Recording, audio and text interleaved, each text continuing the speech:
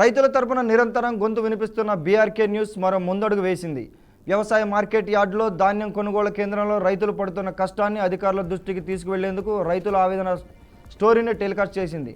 ఎన్టీఆర్ జిల్లా జగ్గయ్యపేట పట్టణ వ్యవసాయ మార్కెట్ యార్డులో రైతుల బాధలని ప్రభుత్వానికి చేర్చేలా బీఆర్కే న్యూస్ ఛానల్ కీలక పాత్ర పోషించింది. రైతుల ఆవేదన స్టోరీతో అప్రమత్తమైన ప్రభుత్వ అధికారులు జగ్గయ్యపేట మార్కెట్లో యార్డులో రైతుల వద్దకు వెళ్లి స్వయంగా రైతుల సమస్యలు అడిగి తెలుసుకున్నారు.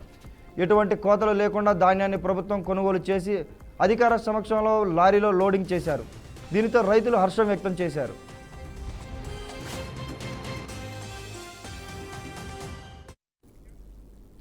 ఇక దీని గురించి మరింత సమాచారాన్ని అందించడానికి సాంబశివరావు లైన్లో ఉన్నారు.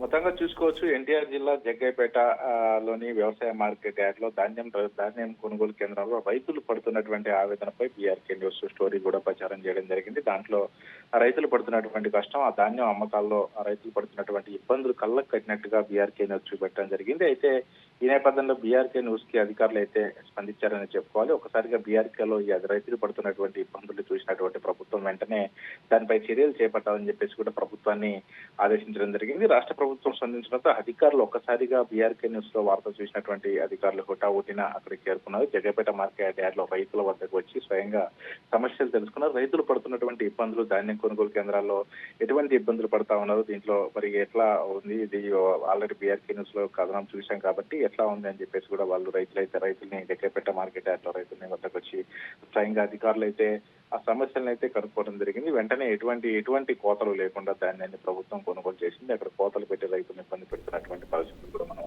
ఆ ప్రచారం చేయడం జరిగింది. అయితే మొత్తంగా రైతులు ధాన్యం ప్రభుత్వం కొనుగోలు చేసి అధికారుల సమక్షంలోనే లారీల్లో లోడ్ చేసి తరలించడం జరిగిందనే చెప్పుకోవాలి. ఒకసారిగా ఈ రైతులు పడుతున్నటువంటి ఇబ్బందులు మన బీఆర్కే ఛానల్లో వచ్చినటువంటి కథనాలకు అధికారులు స్పందించడంతో రైతులైతే హర్షం వ్యక్తం చేస్తా ఉన్నారు. రైతుల పక్షాన నిలబడి మా సమస్యల్ని ప్రభుత్వానికి కళ్ళకు కట్టినట్టుగా చూపెట్టినందుకు బీఆర్కే న్యూస్ కి అయితే రైతులైతే ధన్యవాదాలు అయితే తెలియజేయడం జరిగింది.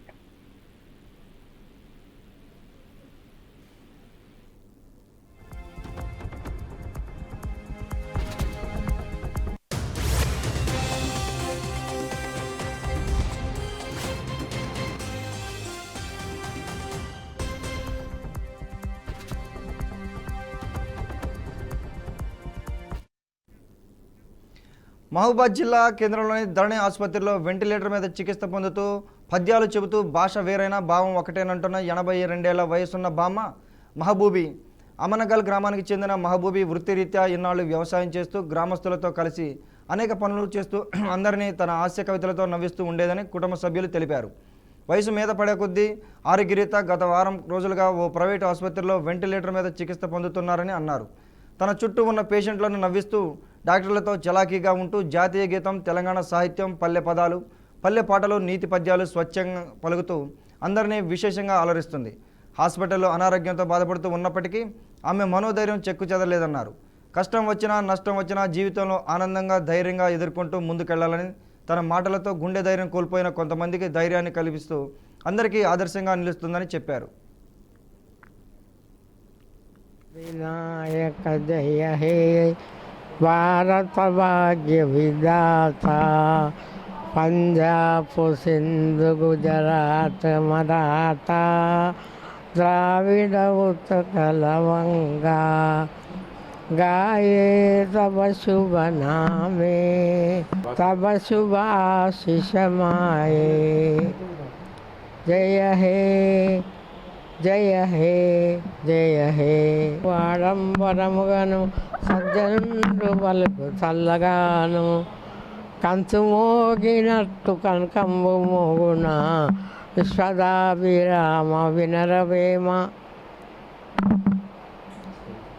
ఉప్పు కప్పురంబు ఒక్క పోలిక నుండు, చూడ చూడ రుసుల జాడ వేరయ, పురుషులంత పుణ్య పురుషులు వేరయ, విశ్వదాభిరామ వినరవేమ. చైత్రమాసమున చెట్టు చెగించెను, ఉగాది పండుగ ఓహో వచ్చెను. మా అమ్మగారు మహబూబీ, ఆమెకు స్టార్టింగ్ నుంచి కూడా ఆ రోజుల్లోనే చదువుకున్న 5th క్లాస్ వరకు చదివింది. పెద్ద బాలకృష్ణ చదివింది. ఆమె చదువుకున్న తల్లి కాబట్టి మమ్మల్ని అందరినీ చదివించింది, ఉద్యోగస్తులు చేయించింది, అందరినీ పోస్ట్ గ్రాడ్యుయేట్లో చేయించింది. మా అమ్మకు తెలుగు బాగా పర్ఫెక్ట్గా వచ్చు, రాయడము చదవడం అంతా వచ్చు. టీవీలు, సీరియల్స్, స్టోరీస్, రాజకీయం అంతా కూడా చూస్తుంది. తెలుగు మీద చాలా ఇంట్రెస్ట్ ఉంది ఆమెకు, ఎడ్యుకేషన్ మీద చాలా ఇంట్రెస్ట్. ఈరోజు మేము ఇంత డెవలప్మెంట్లో ఇట్లా ఉన్నాము ఎడ్యుకేటెడ్గా అంటే మా అమ్మాయి మాకు స్ఫూర్తి. మా ఇంట్లో మా అందరికీ కూడా ఆమె ఒక అందరికీ మోటివేటర్ ఆమెనే. మేమే మాకంటే యాక్టివ్గా ఉంటుంది మా అమ్మ. ఇప్పటికి కూడా అమ్మ 85 ఇయర్స్ ఉన్నది, మాకంటే యాక్టివ్గా ఉంటుంది, మాకంటే బాగా మాట్లాడుతుంది, అందరితో కలుపుకుంటుంది. ఫోన్లో కూడా తెలుగులో బాగా మాట్లాడుతుంది. అన్ని విషయాలలో అమ్మనే మాకు స్ఫూర్తి. పాటలు రాములవారి పాటలు, ఇప్పుడు ఓల్డ్ పాటలు, ఈ సీతా కళ్యాణం పాటలు, ఉగాది పాటలు, నేషనల్ సాంగ్స్, వందే మాతరం, జనగణమన అన్నీ వస్తాయి ఆమెకు. ఆ రోజుల్లో స్కూల్లో నేర్చుకునే, ఇప్పుడు నేర్చుకునే ఏం కావు, ఆమెనే మాకు నేర్పింది. మేము స్కూల్ పోయి నేర్చుకున్నా కూడా అమ్మ మళ్ళీ ఇంట్లో మాకు డైలీ మా పిల్లలకు మా అందరికీ డైలీ చెప్తూనే ఉంటుంది.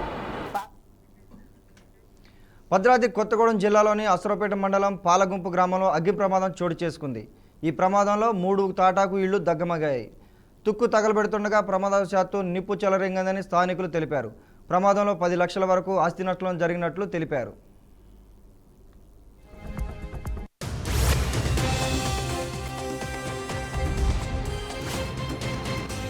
నిర్మల్ జిల్లా కడెం మండలం లక్ష్మీపూర్ బీట్ సమీపంలోని అటవీ ప్రాంతంలో మంటలు వ్యాపించాయి. వేసవి కాలం కావడంతో కార్చిచ్చు ఘటన పునరావృతం అవుతున్నాయి. ఇప్పటికైనా ఫారెస్ట్ అధికారులు వెంటనే స్పందించి మంటలను ఆర్పాలని ప్రజలు కోరుతున్నారు. ఇలాంటి సంఘటనలు జరగకుండా ఫారెస్ట్ అధికారులు తగు జాగ్రత్తలు తీసుకోవాలని పలువురు ఆవేదన వ్యక్తం చేస్తున్నారు.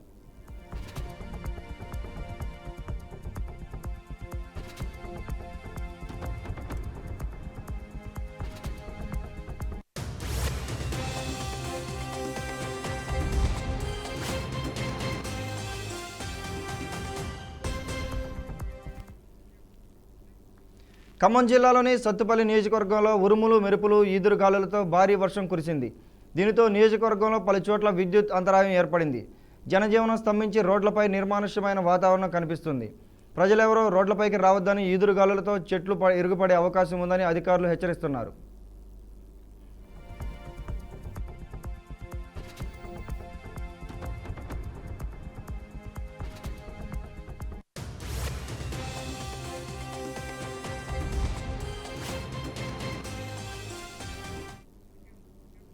నాగర్ కర్నూలు జిల్లా నల్లమల లోతట్టు ప్రాంతం లింగాల మండల పరిధిలోని కొండ కోనల మధ్య వెలిసిన సలేశ్వరం లింగమయ్య జాతర గత 3 రోజుల నుండి నల్లమల అటవీ ప్రాంతం అంతా భక్తులతో కిటకిటలాడుతూ లక్షలాది మంది భక్తులు లింగమయ్యను దర్శించుకొని మొక్కులు చెల్లించుకున్నారు.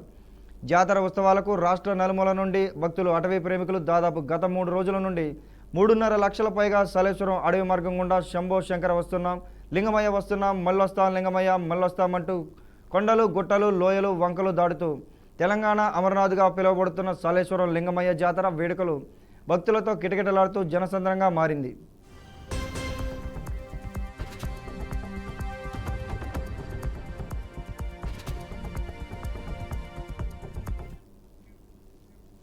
ములుగు జిల్లా వెంకటాపురం మండలం సూరవేడు గ్రామం వద్ద ఘోర రోడ్డు ప్రమాదం చోటు చేసుకుంది. సూరవేడు గ్రామం మూలమలుపు వద్ద ఇసుక లోడుతో వస్తున్న లారీ టైర్ పంక్చర్ అవడంతో ఎదురుగా వస్తున్న లారీని ఢీకొట్టిందని స్థానికులు చెప్పారు. ఈ ప్రమాదంలో లారీ డ్రైవర్ క్యాబిన్లో ఇరుక్కుపోయాడని అన్నారు. స్థానికులు గంట సమయం శ్రమించి డ్రైవర్ని బయటకు తీశారు. ఇద్దరి డ్రైవర్లకి తీవ్ర గాయాలతో 198 అంబులెన్స్లో వెంకటాపురం ప్రభుత్వ వైద్యశాలకు తరలించారు. సమాచారం తెలుసుకున్న పోలీసులు ఘటనా స్థలికి చేరుకొని కేసు నమోదు చేసుకుని దర్యాప్తు చేపట్టారు.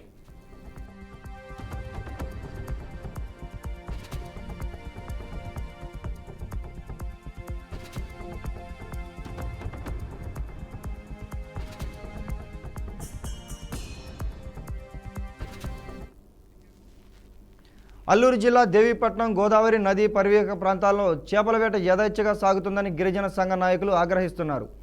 లక్షలాది రూపాయల మత్స్య సంపదను అక్రమంగా తరలించుకుపోతున్నారని తెలిపారు. అధికారులు చోద్యం చూస్తున్నారని మండిపడ్డారు.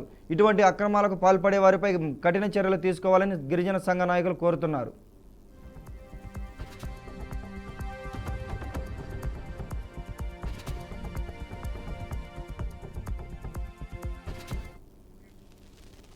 అంబేద్కర్ కోనసీమ జిల్లా రాజోలు నియోజకవర్గం పోదాడ గ్రామంలో రక్తదాన శిబిరం నిర్వహించారు.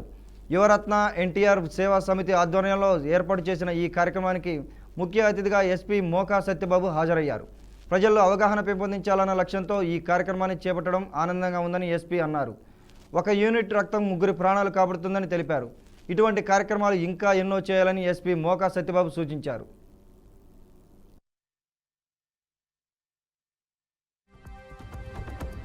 35,000 మందికి వీళ్ళు ఈ యొక్క బ్లడ్ని డొనేట్ చేయడం జరిగింది. అంటే అంత ఎక్కువ స్థాయిలో ఈ కోనసీమ ప్రాంతంలో కానీ ఈ ఉమ్మడి తూర్పుగోదావరి జిల్లా ప్రాంతంలో అనేక మందికి ఈ యొక్క ప్రాణదానం చేయడం అనేటువంటిది చాలా గొప్ప విషయం. ఈ రోజున కూడా 200 మందికి పైగా ఇక్కడ బ్లడ్ డొనేషన్ చేయబోతూ ఉన్నారు. ఇంత చక్కని కార్యక్రమాలని నిర్వహిస్తున్నటువంటి ఎన్టీఆర్ అండ్ యువరత్న సేవా సమితి వారిని, అదేవిధంగా బుద్ధాల బ్లడ్ సెంటర్, అదేవిధంగా రామకృష్ణ గారు ప్రెసిడెంట్ గారు, వీళ్ళందరినీ కూడా అభినందిస్తూ ఉన్నాం. వీళ్ళందరినీ చక్కగా మంచి మార్గంలో సేవా దృక్పథంతో ముందుకు నడిపిస్తూ ఉన్నటువంటి సోదరుడు చెల్లిపోయిన శ్రీనివాస్ని పొదలాడ గ్రామంలో జరుగుతున్నటువంటి ఈ బ్లడ్ డొనేషన్ కార్యక్రమానికి ముఖ్య అతిథి చేసినటువంటి మా అన్నగారు సత్యబాబు గారికి ప్రత్యేకమైన ధన్యవాదాలు తెలియజేసుకుంటూ, ఆయన సేవా కార్యక్రమాలు ఏమన్నటువంటి ఏది జరిగినా కూడా దాన్ని ముందుండి మాకు సపోర్ట్ చేస్తూ ఉంటారు. వారికి ప్రత్యేకమైన ధన్యవాదాలు తెలుపుతూ, ఈరోజు 2004 నుంచి ఇప్పటి వరకు 21 సంవత్సరాలుగా నిరాటంకంగా వీరు ఈ యొక్క రక్తదాన కార్యక్రమాన్ని నిర్వహిస్తున్నారు. అలాగే ఎక్కడైనా కానీ ఆపరేషన్ చేస్తున్నా, లేదంటే ఎక్కడైనా యాక్సిడెంట్లు జరిగినా, గుండె ఆపరేషన్ చేసినా కానీ, ప్రసూతికి సంబంధించిన ఏదైనా కానీ, ఏ విషయమైనా కానీ వాళ్ళకి సమాచారం అందిన వెంటనే కూడా వెళ్ళి లైవ్ బెడ్ ఇచ్చొస్తారు. మన రాష్ట్రంలో ఆల్మోస్ట్ చాలా చోట్ల, అలాగే పక్క రాష్ట్రంలో హైదరాబాద్లో కూడా మన మేడ్చల్ జిల్లాలోని బోడుప్పల్ గౌతమ్ నగర్లో భారీ అగ్ని ప్రమాదం చోటు చేసుకుంది. ఓ ప్రైవేట్ కంపెనీలో భారీగా మంటలు ఎగిసిపడ్డాయి. దీంతో స్థానికులు భయాందోళనకు గురయ్యారు. సమాచారం అందుకున్న అగ్నిమాపక సిబ్బంది మంటలను అదుపు చేసే ప్రయత్నం చేశారు. ఘటనపై పూర్తి వివరాలు తెలియాల్సి ఉంది.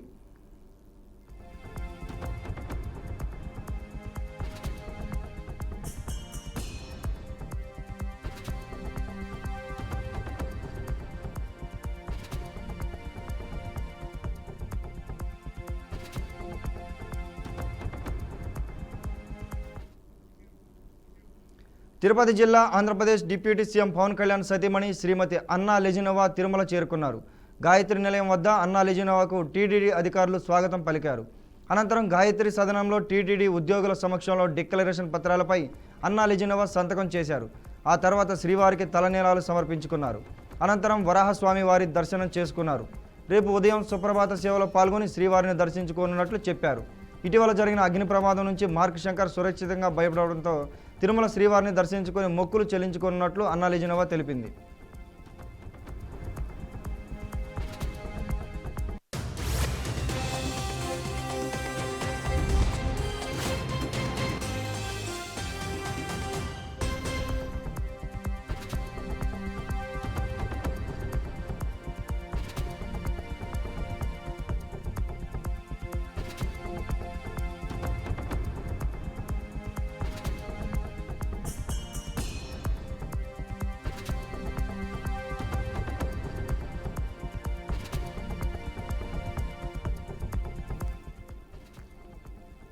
తిరుపతి జిల్లా ఆంధ్రప్రదేశ్ డిప్యూటీ సీఎం పవన్ కళ్యాణ్ సతీమణి శ్రీమతి అన్నా లెజినోవా తిరుమల చేరుకున్నారు. గాయత్రి నిలయం వద్ద అన్నా లెజినోవాకు టీటీడీ అధికారులు స్వాగతం పలికారు. అనంతరం గాయత్రి సదనంలో టీటీడీ ఉద్యోగుల సమక్షంలో డిక్లరేషన్ పత్రాలపై అన్నా లెజినోవా సంతకం చేశారు. ఆ తర్వాత శ్రీవారికి తలనీలాలు సమర్పించుకున్నారు. అనంతరం వరాహస్వామి వారి దర్శనం చేసుకున్నారు. రేపు ఉదయం సుప్రభాత సేవలో పాల్గొని శ్రీవారిని దర్శించుకోనున్నట్లు చెప్పారు. ఇటీవల జరిగిన అగ్ని ప్రమాదం నుంచి మార్క్ శంకర్ సురక్షితంగా బయటపడడంతో తిరుమల శ్రీవారిని దర్శించుకొని మొక్కులు చెల్లించుకోనున్నట్లు అన్నా లెజినోవా తెలిపారు.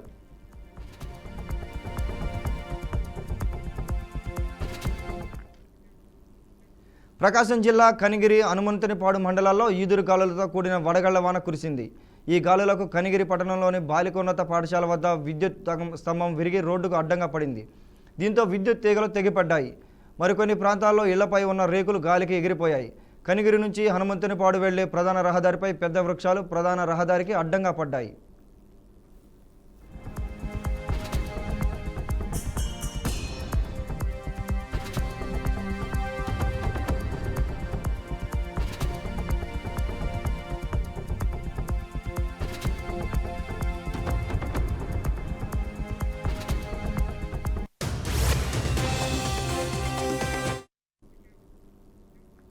ఎన్టీఆర్ జిల్లా తిరువూరులో భారీ వడగళ్ల వర్షం కురిసింది. తిరువూరు పట్టణంలోని పరిసర ప్రాంతాల్లో వీచిన ఈదురుగాలులకు భారీ వృక్షాలు, విద్యుత్ స్తంభాలు నేలకొరిగాయి. భారీ వర్షం వల్ల కరెంటు తీగలు తెగిపడడంతో నగరమంతా విద్యుత్ సరఫరా నిలిచిపోయింది. వర్షం వల్ల రైతులు తీవ్ర ఆందోళన వ్యక్తం చేశారు. పట్టణంలో ఎటు చూసినా జలమయం కావడంతో నగరవాసులు తీవ్ర ఇబ్బందులను ఎదుర్కొంటున్నారు.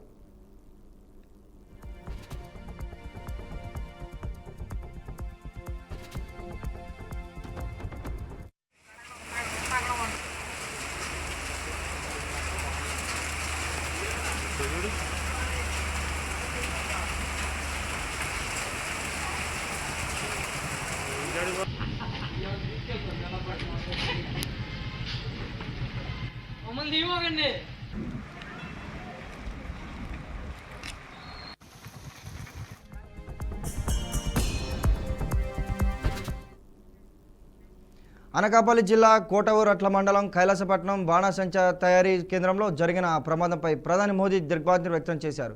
మృతుల కుటుంబాలకు ప్రగాఢ సానుభూతి తెలిపారు. PFMRF నిధుల నుంచి 2 లక్షల రూపాయలు, క్షతగాత్రులకు 50,000 రూపాయల పరిహారం ప్రకటిస్తూ ఎక్స్ వేదికగా పోస్టు చేశారు. ఆంధ్రప్రదేశ్లోని అనకాపల్లి జిల్లాలో జరిగిన ప్రాణ నష్టం అత్యంత బాధాకరం. ఈ ప్రమాదంలో తమ ఆత్మీయులను కోల్పోయిన వారికి ప్రగాఢ సానుభూతి తెలియజేస్తున్నా. క్షతగాత్రులు త్వరగా కోలుకోవాలని ప్రార్థిస్తున్నాను. స్థానిక యంత్రాంగం బాధితులకు సహకారం అందిస్తోందని ప్రధాని పేర్కొన్నారు.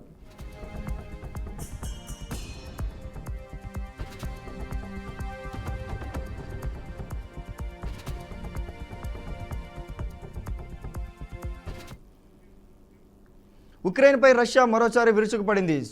సుమీ నగరంపై జరిపిన క్షిపణుల దాడిలో 20 మందికి పైగా మృతి చెందారు. స్థానిక తాత్కాలిక మేయర్ అర్జెం కబ్జార్ ఈ వివరాలను వెల్లడించారు. మటల ఆదివారం సందర్భంగా స్థానికులంతా ఓ చోట చేరిన వేళ 2 క్షిపణి దాడులు జరిగాయని తెలిపారు. పండగ వేళ మహా విషాదం చోటు చేసుకుందని సామాజిక మాధ్యమాల ద్వారా ఆవేదన వ్యక్తం చేశారు. విద్యుత్ మౌలిక సదుపాయాలపై దాడుల నిలిపివేతకు అమెరికా మధ్యవర్తిత్వం వహించిన తాత్కాలిక ఒప్పందాన్ని ఉల్లంఘించారని రష్యా, ఉక్రెయిన్ అగ్ర దౌత్యవేత్తలు పరస్పరం ఆరోపించుకున్న వేళ దాడులు చోటు చేసుకుంటున్నాయి.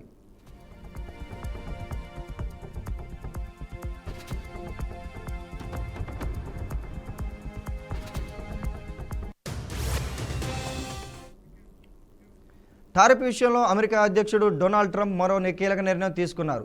పరస్పర సుంకాల నుంచి స్మార్ట్ ఫోన్లు, కంప్యూటర్లు, సెమీ కండక్టర్ చిప్స్, ఇతర ఎలక్ట్రానిక్ పరికరాలను మినహాయించారు.